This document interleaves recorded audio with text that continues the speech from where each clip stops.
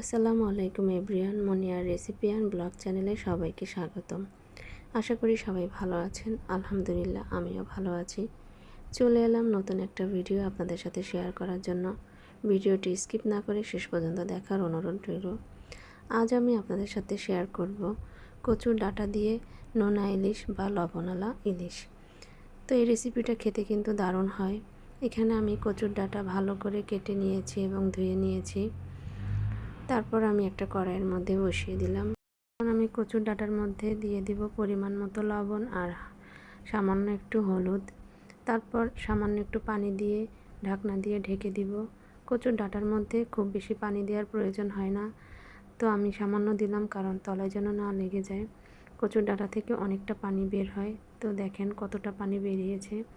এখন আমি পানিটা একদম শুকানো পর্যন্ত এভাবে নেড়ে চেড়ে নিব। আর কচুর ডাঁটা হচ্ছে অনেক উপকারী, তো আমার কিন্তু খেতে অনেক ভালো লাগে। ইলিশ মাছ দিয়েও এই রেসিপিটা করা যায়, তো আজ আমি লবণ দিয়ে ইলিশ মাছ দিয়ে করব। তো আমার ডাঁটাটা সিদ্ধ হয়ে গেছে, আমি একটা অন্য পাত্রে তুলে নিলাম। আর এখন আমি একটা কড়াইয়ের মধ্যে তেল দিয়ে দিব। তেলটা গরম হলে আমি এর ভিতরে কুচানো পেঁয়াজ, রসুন আর কাঁচামরিচ ফালি করে রেখেছি, সেইটাই আমি এখন তেলের মধ্যে দিয়ে দিব। পেঁয়াজ, রসুন আর কাঁচামরিচ আমি কয়েক মিনিট এভাবে তেলের মধ্যে ভেজে নিব। তারপর আমি এর মধ্যে দিয়ে দেব হাফ চামচ পরিমাণ জিরা বাটা আর হাফ চামচ পরিমাণ হলুদ। যেহেতু আগে আমি হলুদ দিয়েছি তাই সামান্য একটু হলুদ দিব। এখানে আমি লবণ দেয়া ইলিশ 2 টুকরা ছোট ছোট করে কেটে নিয়েছি। তো মশলার মধ্যে আমি ইলিশ মাছটা দিয়ে দিলাম একটু কষানোর জন্য। কয়েক মিনিট আমি এভাবে কষিয়ে নিব। এখানে আমি আর লবণ দিব না, কারণ লবণটা ইলিশ মাছের মধ্যেই দেওয়া আছে। তো এখানে আমি সামান্য পানি দিলাম মাছটা ভালো করে কষানোর জন্য। তো মাছটা ভালো করে কষিয়ে নিয়েছি। তারপর আমি এখানে সিদ্ধ করা কচুর ডাঁটা দিয়ে দিলাম।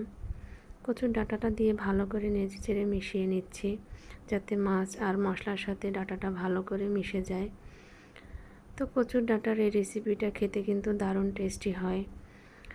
এভাবেই ঘন ঘন নেড়ে ডাঁটাটা আর মাছটা ভালো করে মিশিয়ে নিতে হবে, যাতে তলায় লেগে না যায়। ততক্ষণ পর্যন্ত এটাকে রান্না করব যতক্ষণ না এর ভিতর থেকে পানিটা একদম শুকিয়ে যায়। তো কচুর ডাঁটাটা একদমই যখন ঘন হয়ে আসবে তখন আমি চুলা থেকে নামিয়ে নিব। তো এরকম রেসিপি খেতে কার কার ভালো লাগে কমেন্ট করে জানাবেন। যারা আমার ভিডিও দেখছেন তাদের আন্তরিক ধন্যবাদ জানাই। তো আমার ভিডিওটি যদি ভালো লাগে লাইক করবেন, কমেন্ট করবেন, পারলে একটা শেয়ার করে দিবেন এবং যারা এখনও সাবস্ক্রাইব করেননি সাবস্ক্রাইব করে আমার পাশে থাকবেন। আমার রান্নাটা হয়ে গেছে, এখন আমি একটা পাত্রে তুলে নিচ্ছি। তো আমার ভিডিওটি যাদের ভালো লেগেছে তারা কমেন্ট করবেন, লাইক করবেন এবং শেয়ার করে দিবেন। আর যদি খুব ভালো লেগে থাকে তাহলে সাবস্ক্রাইব করে আমার পাশে থাকবেন। যারা এতক্ষণ আমার ভিডিও দেখছিলেন সবাইকে আন্তরিক ধন্যবাদ জানাই। ভালো থাকবেন, সুস্থ থাকবেন। আল্লাহ হাফেজ।